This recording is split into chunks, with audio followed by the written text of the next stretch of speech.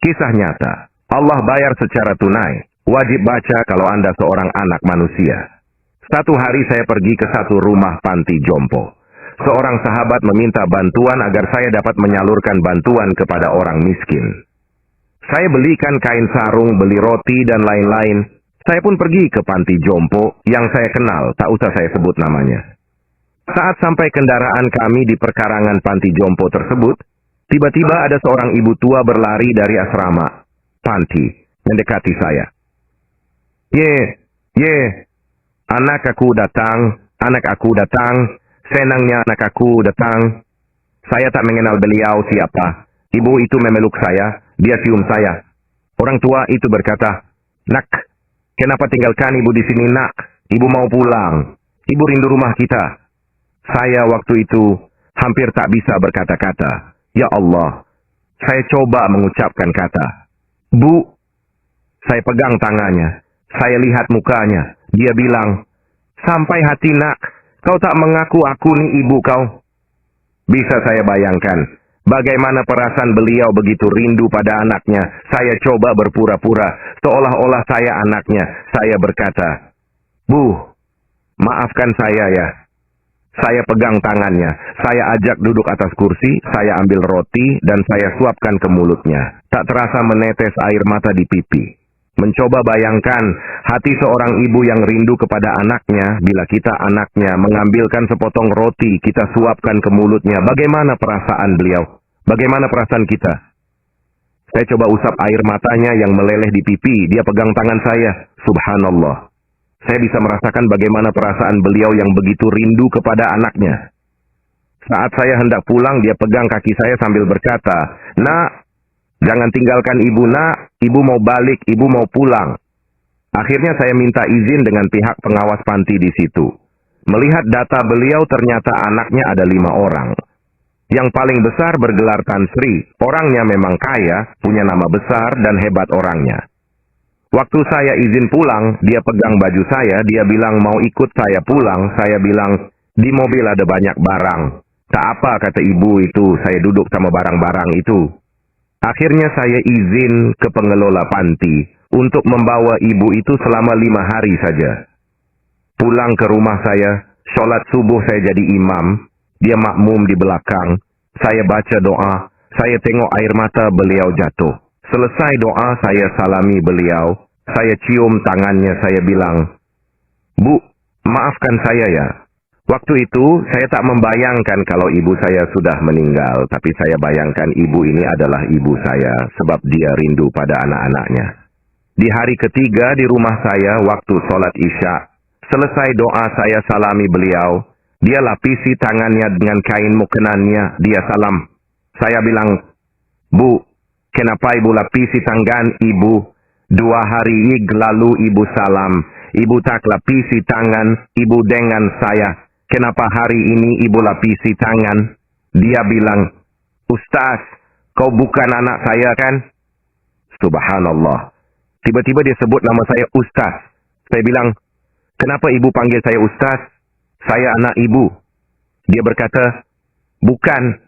Kalau anak saya dia tak akan seperti ini. Kalau anak saya dia tak akan jadi imam saya. Kalau anak saya dia tak akan suap saya makan." Bayangkan sahabat-sahabat, bagaimana perasaan ibu ini. Spontan saya pegang dia, saya peluk dia, saya menangis. Saya bilang, "Bu, walaupun bukan ibu saya, tapi saya sayang ibu seperti ibu saya." Saya pegang tangan ibu ini. Walaupun bukan ibu saya, tapi saya tahu hatinya sangat rindu dekat dengan anaknya. Waktu itu saya pandang wajahnya, saya bilang, "Bu, walaupun ibu saya telah tiada, tapi ibu boleh ganti menjadi ibu saya. Ibu duduklah di sini." Saat makan, saya suapkan nasi ke mulutnya. Dia muntahkan balik makan dari mulutnya. Saya tanya, "Kenapa, Bu?" Tiba-tiba saya lihat wajahnya pucat. Saya angkat dia, panggil ambulan antar ke rumah sakit. Waktu di rumah sakit, saya ambil kepalanya dan saya rebahkan ibu ini. Dia pegang tangan saya, dia berkata, "Ustaz, kalau saya mati, tolong jangan beritahu seorang pun anak saya.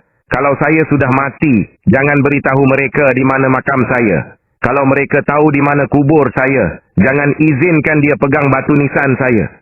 Saya pegang beliau, saya berkata, Bu, jangan ngomong seperti itu, Bu. Istri saya menangis di sebelah, anak saya menangis di sebelah memegang dia. Kami pegang dia. Bu, jangan ngomong seperti itu, Bu. Dia geleng kepala, rupa-rupanya itulah saat penghujung hayatnya. Akhirnya dia pun meninggal di atas pangkuan saya di rumah sakit itu. Dia meninggal dalam pelukan saya doakan Ibu Hajjah Khalijah ini ruhnya mudah-mudahan bersama salafus soleh. Sahabat, bila kita masih ada ibu, tolonglah taat pada ibu kita. Jangan durhaka pada ibu kita. Jangan tinggalkan dia di panti jompo. Saat ibu kita sakit, kita jaga dia. Pijat-pijat kepala dan kaki ibu kita. Sahabat-sahabat coba tanya ibu kita. Bagaimana penderitaan ibu saat mengandung saya dulu? Bagaimana sakitnya ibu saat melahirkan saya dulu? Tanya ibu kita, sahabat-sahabat sekalian. Kalau kita tanya, sudah tentu air mata ibu kita akan jatuh. Karena itu sahabat-sahabat, suapkanlah makanan pada ibu kita. Sahabat-sahabat semua, selepas wafatnya ibu ini, ternyata berita kematiannya sampai juga kepada anaknya yang sulung. Anak dia terus telepon saya. Apa anaknya bilang pada saya? Saya akan bawa Anda ke pengadilan. Saya akan tuntut Anda telah membawa keluar ibu saya dari panti jompo. 3 tahun dia titipkan ibunya di panti. Dia tak pergi lihat. Sebab itu ibunya rindu. Hingga ibu itu tak bisa membedakan saya dengan anaknya. Akhirnya saya tunggu. Tunggu punya tunggu, tidak ada kabar hampir setahun lebih. Saya pergi ceramah di masjid di daerah Pecinaan. Selesai saya ceramah, datang seorang lelaki memeluk saya. Menangis dalam masjid. Orang dalam masjid heran. Ada apa ini? Saya tanya pada dia. Pak, ada apa ini? Ada masalah apa? Dia berkata dalam keadaan menangis. Ustaz, tolong kasih tahu di mana makam ibu saya, Ustaz. Tolong kasih tahu di mana kubur ibu saya. Saya bilang, kenapa hari ini baru tanya kubur ibu kamu? Dia bilang, tolonglah Ustaz. Saya mau jumpa ibu saya, Ustaz. Sayalah orang yang bergelar tantri yang mau menuntut Ustaz saat itu. Saya sekarang ini sudah bangkrut, Ustaz. Istri saya mati kecelakaan. Rumah disita bank. Mobil mewah saya semua ada disita bank. Tinggal satu saja, motor tua itu. Saya berkata, saya bisa tunjukkan makam ibu kamu. Tapi dengan satu syarat, kamu jangan pegang batu nisan ibu kamu. Sampai di pemakaman, tak sempat saya turun dari mobil. Dia turun duluan. Saya lihat di depan mata saya sendiri. Dia jatuh tersungkur, tangannya menjadi hitam. Mulutnya tertarik sebelah yang tadi awalnya tangan dan mulutnya baik-baik saja. Sambil memanggil-manggil. Ibu, ibu, ibu. Tiba-tiba saya angkat dia tak jauh dari makam ibunya. Belum sampai ke kubur ibunya. Dia dah hembuskan nafas terakhir di samping makam ibunya. Allahu Akbar rakhir.